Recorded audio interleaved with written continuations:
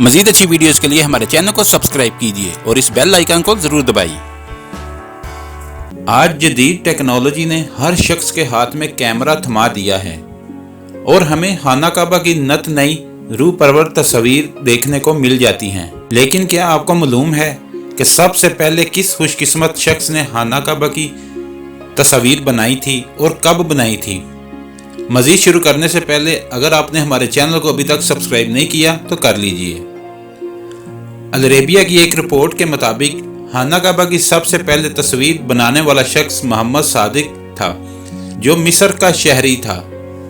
उसने आज से 138 साल कबल सन 1880 में मुबीना तस्वीर बनाई थी। मोहम्मद सादिक ने अपने इस दौरे सऊदी अरब के मतलब 4 किताबें भी लिखी, जिनमें उसने मक्का मुकरमा और मदीना मुनव्वरा में अपने क़याम के बारे में तफसील से बताया है। उसकी इन किताबों में ये तस्वीर भी शाया की गई हैं। इनमें से एक तस्वीर में खाना काबा का किसी बुलंद जगह से लिया गया मंजर है और दूसरी खाना काबा के अहाते का करीब से नज़ारा पेश करती है। इस तस्वीर में हज़ारों की तादाद में लोग अहाते में जमा होते हैं। अगर आपको हमारी वीडियो अच्छी लगी है तो इसको लाइक और शेयर करें और हमारे चैनल को सब्सक्राइब करना ना भूलिए। शुक्रिया।